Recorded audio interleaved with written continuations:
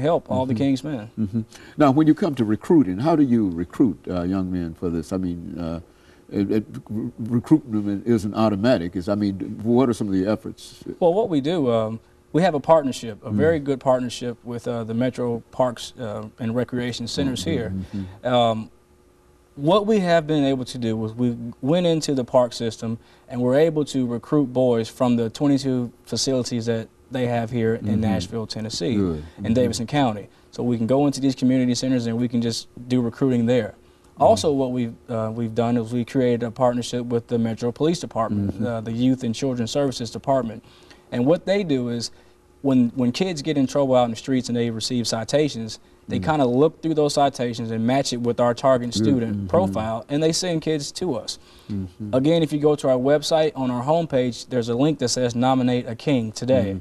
So you fill out the nomination form, and that form just gives us basic information about the type of student that you're nominating to be in our programming. And once we get those nomination forms, we in turn contact the families and let them know that, hey, your child has been nominated to be a part of this organization, and we'll take it from there. So you've really put a lot of thought and a lot of work into this organization in terms of trying to reach out and bring these young people into your care in a real sense, to get them out of the criminal justice system. What was the name of that how did you use that word, the criminal justice system? It's called the Disproportionate Minority Contact and Confinement. Oh, is that, talk about that. I sure will.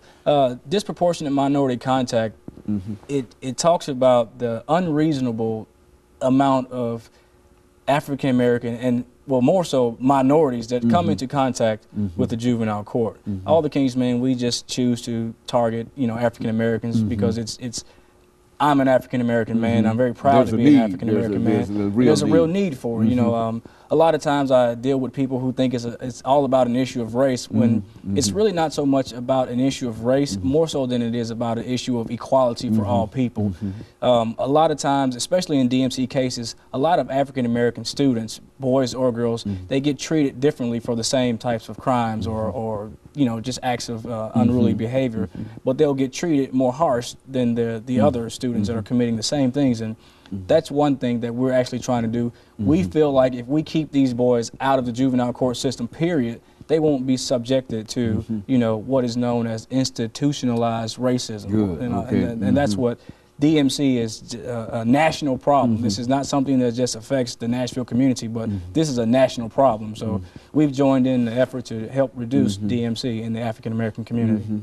And you find that in many instances, now what's the general age of your recruits? Where do you start at? We start with boys from the age of 10 to 18. 10 to 18. We really want to focus on that 13 to 15-year-old range, because that's a prime time to really come into a young man's life and to help mold him and to help him become the man that he will become. Once you get past 15 and 16 and 17, they're more set in their ways, and it's a little bit harder to really get into the mindset of a youth at that age. So we work with boys from the age of 10 to 18. These are junior high kids for the most part. Would that be the range? We have elementary students all the way up to high school students, to seniors in high school. Now, when you look at your national situation, that is, you're attempting to reach out. I think you indicated that you're trying to get into Chicago and into some of the other. What do you find to be the reception that you find you're having there? Oh, people love it. We know that we have a global mission, but it's not that we're aggressively, going out and saying we want to go here, go here, go here. I believe that the people and they will come to us. Like the experiences that we've had with Chicago, a couple months ago when the kid was beaten to death, walking home from school, they reached out to us somehow. They found out about all the King's men, and they said, hey, we have a team of people here who are ready to join this fight with you. Would you like to come and start a chapter there?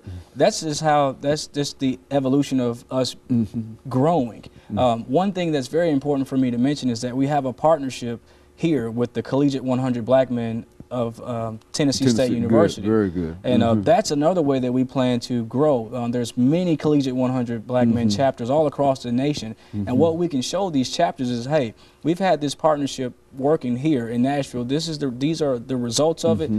would you like for us to come to your city, to your school, to your communities, and run the same program? So that's another way that we plan to grow and spread across the United States of America. And so you're real busy at it, Mr. Capehart, is that right? That's correct. Very busy. And you anticipate some great things from this, and great things have already happened. Great things have for happened. you in reference to this program, is that right? And I can tell about some of the information that you're given about your website connections and et cetera. You want to mention that one more time? We've got, I guess, about a half a minute to go. How they might be able to get in touch with you by way of your website? Sure. Our web address is www.akmnashville.org. Just go to our website. All the information is there. I would really like to thank our sponsors, Urban Imagery for our PR. We want to thank Metro Parks, Hopewell Baptist Church. We want to thank C&T Catering. And anyone who has ever helped with All the King's Men, we really, really appreciate their help. Very good. And I would imagine that we've got about 20 seconds before we end this show for today, Mr. Capehart. But I think that you've got a good program. And as I said, we were encouraged to bring you on primarily because of some of the things that you've already demonstrated to our audience. And of course, we'll be back with our audience next week for another informative edition of Comments. Thank you and good morning.